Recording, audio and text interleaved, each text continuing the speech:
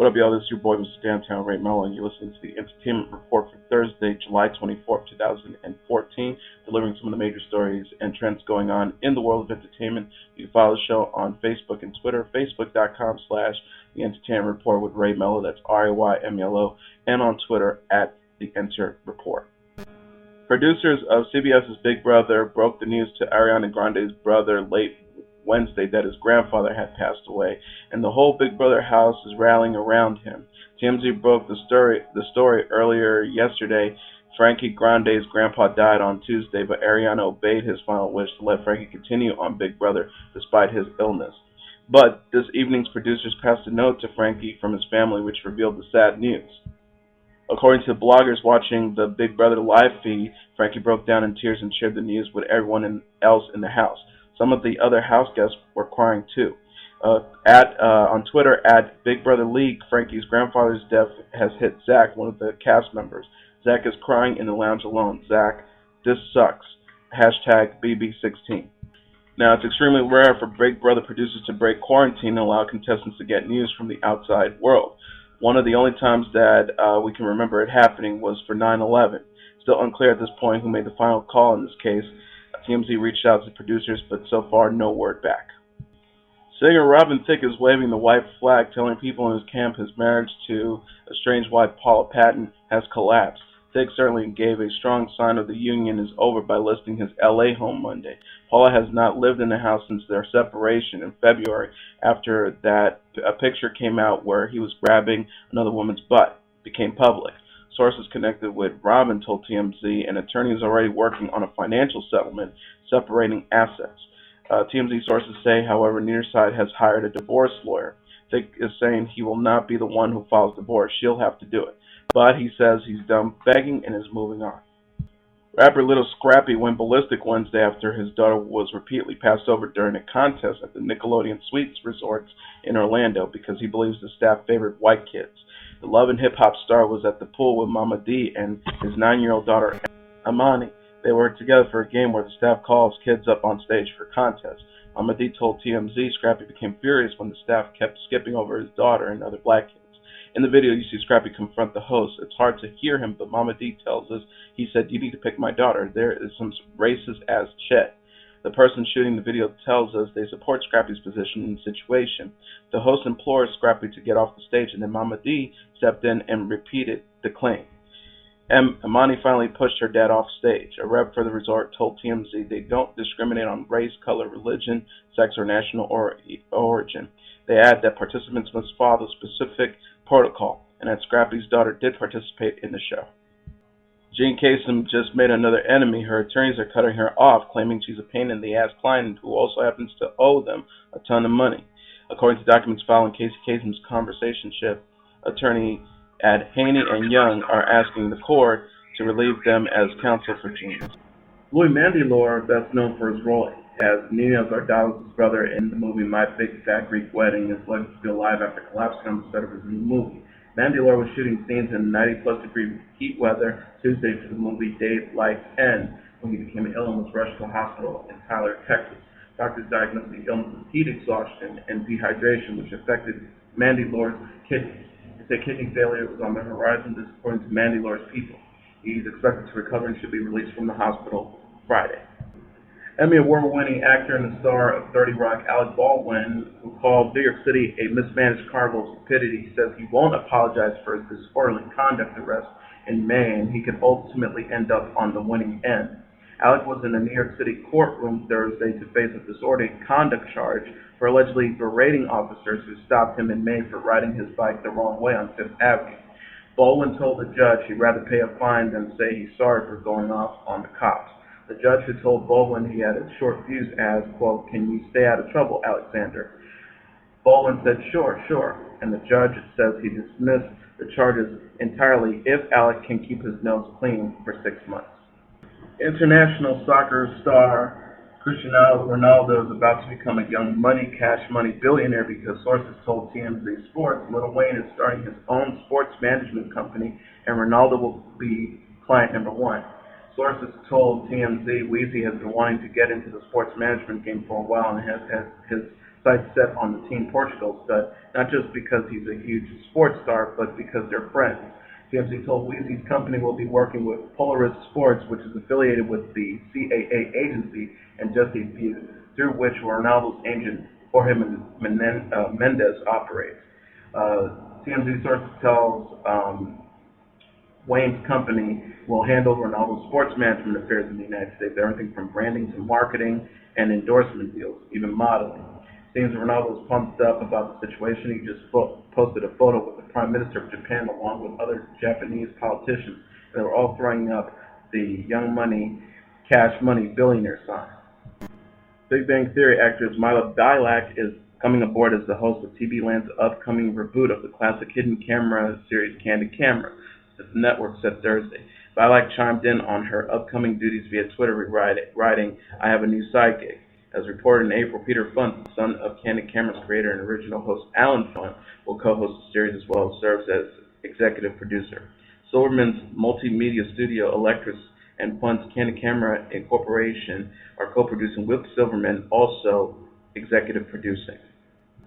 Candid Camera began as a radio show as Candid Microphone in 1947, later moving to TV in various incarnations over the ensuing decades. Nielsen Ellis, who has long portrayed as one of the most popular characters on HBO's True Blood. As Lafayette, he's tough and totally unique. The character also happens to be gay. That last detail was purportedly too much for one of his co-stars to quit over this season's gay storylines. Luke Grimes took on the role of James on the show, spending much of last season wooing fellow vampire Deborah Ann Wool's Jessica. This season, though, James suddenly had a new face as Nathan Parkinson took over the role. A publicist for Grimes declined comment Tuesday. When he left the show, he issued a statement saying that he left over his feature film schedule and that it had nothing to do with the storyline. HBO said that his decision was due to the creative direction of the character. That direction became clear as the seventh and final episode of True Blood started airing, and James was revealed to be bisexual, starting a relationship with Ellis Lafayette. Ellis told Vulture in an interview after his character's first sex scene with the new James, "I just think that you're an actor. We're all sitting there going, you quit your job because, really? I'm over him. You quit your job because you don't want to play a gay part. As if it is, you know what, I'm going to stop talking." But he didn't. Ellis continued, "You made a statement when you do something like that. You make a big statement when you go.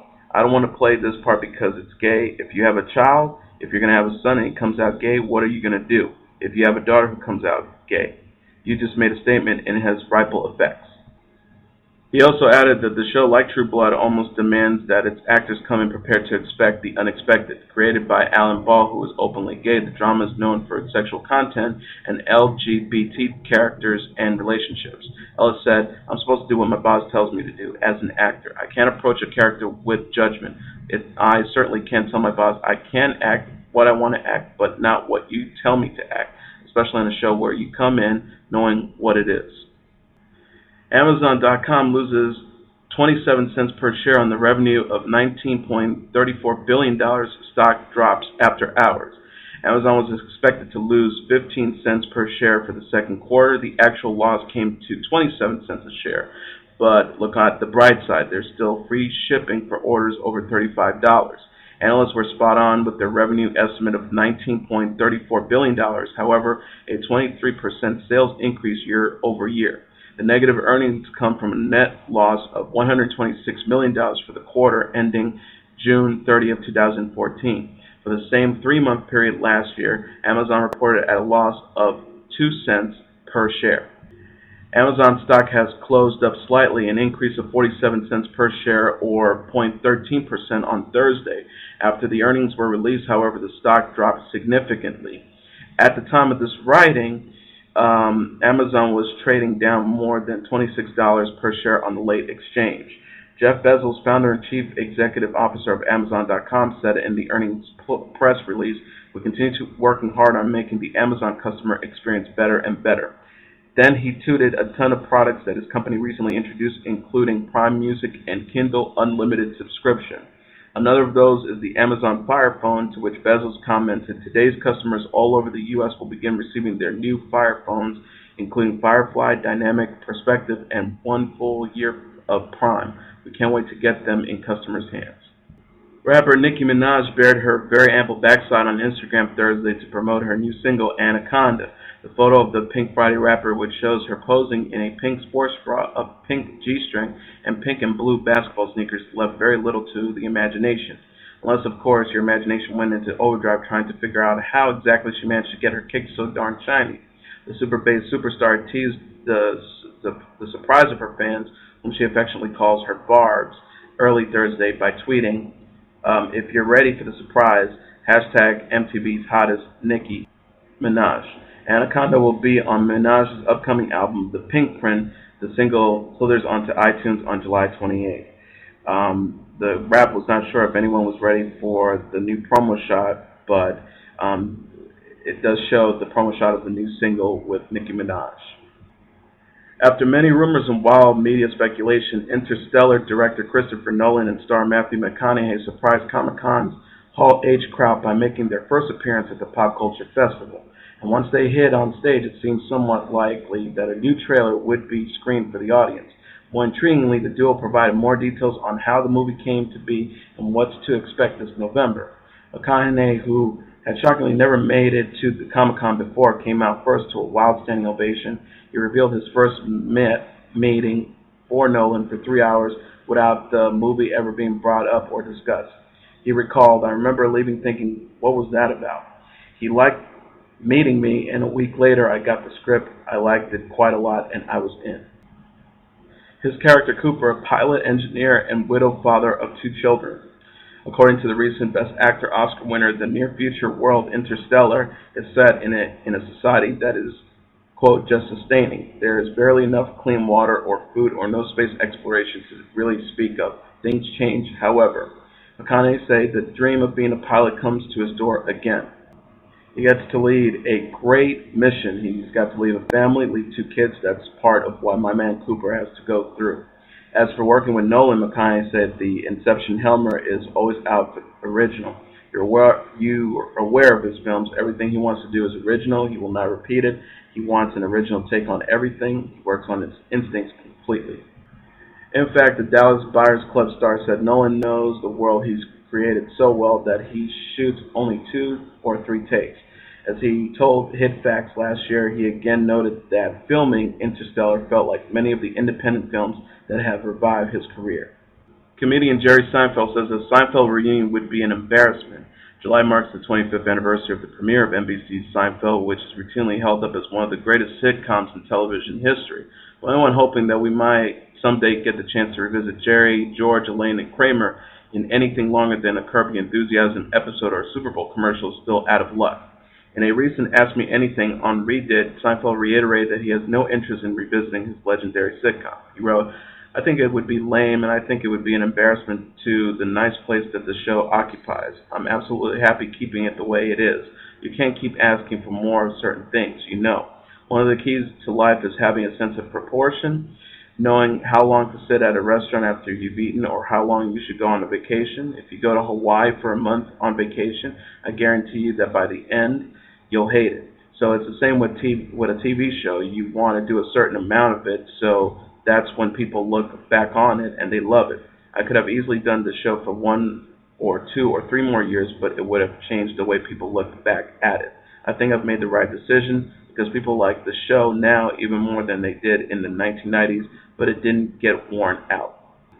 The wait is over. The new trailer for the much anticipated movie 50 Shades of Grey came out today. The movie stars Jamie Dornan as Christian Grey and Dakota Johnson as Anastasia Steele. Here's an audio clip of the trailer.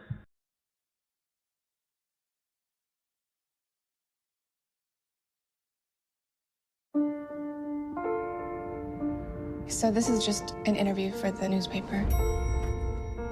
I just have a couple of questions.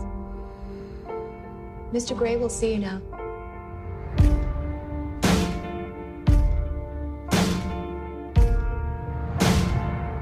What was he like? He was polite, Intense, smart, really intimidating.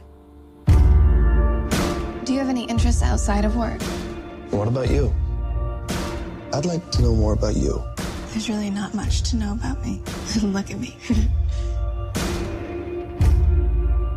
I am.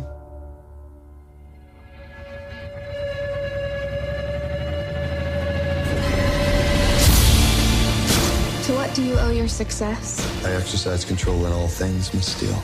It must be really boring.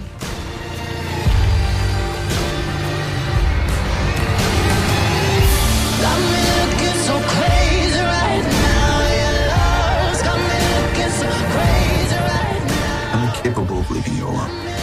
Then don't. I had a rough start in life. You should steer clear of me. Got me hoping you save me right now. Your kiss. I don't do romance. Me right now. Looking so great. My tastes are very singular. You wouldn't understand.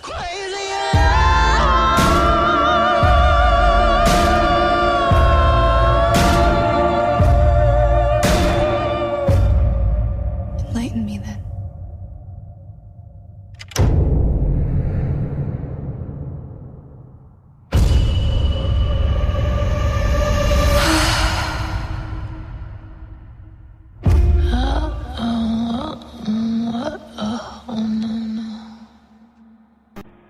And finally tonight, Frank Caliendo channeled Morgan Freeman from the Shawshank Redemption when he read LeBron James' letter discussing his return to Cleveland on the ESPN show Mike and Mike. Here's an audio clip of that. Before anyone ever cared where I would play basketball, I was a kid from Northeast Ohio. It's where I walked. It's where I ran. It's where I cried. It's where I bled. It holds a special place in my heart. People there have seen me grow up. I sometimes feel like I'm their son. Their passion can be overwhelming, but it drives me. I want to give them hope when I can. I want to inspire them when I can. My relationship with Northeast Ohio is bigger than basketball. I didn't realize that 4 years ago. I do now. Remember when I was sitting up there at the Boys and Girls Club in 2010? I was thinking, this is really tough. I could feel it. I was leaving something I'd spent a long time creating. If I had to do it all over again, I'd obviously do things differently. But I'd still have left. Miami for me has been almost like college for other kids. This past 4 years helped raise me into who I am. I became a better player and a better man. I learned from a franchise that had been where I wanted to go. I will always think of Miami as my second home. Without the experiences I had there, I wouldn't be able to do what I'm doing today. We actually ran out of music. I'm not promising a championship. I know how hard that is to deliver. We're not ready to right now, no way. Of course, I want to win next year, but I'm realistic. It will be a long process, much longer than it was in 2010. My patience will get tested. I know that. I'm going into a situation with a young team and a new coach. I will be the old head. But I get a thrill out of bringing a group together and helping them reach a place they didn't know they could go. I see myself as a mentor now, and I'm excited to lead some of these talented young guys. In Northeast Ohio, nothing is given. Everything is earned. You work for what you have.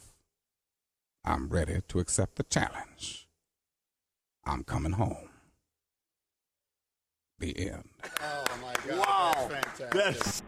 And that is your entertainment report for Thursday, July 24th, 2014. This is your boy, Mr. Downtown Ray Mello. I'll be back tomorrow, wrapping up the week, delivering some of the major stories and trends going on in the world of entertainment. You can follow the show on Facebook and Twitter, facebook.com/The Entertainment Report with Ray Mello. That's RayMelo. And on Twitter @The Enter Report. I'll see you again tomorrow. Take care, everybody. Bye.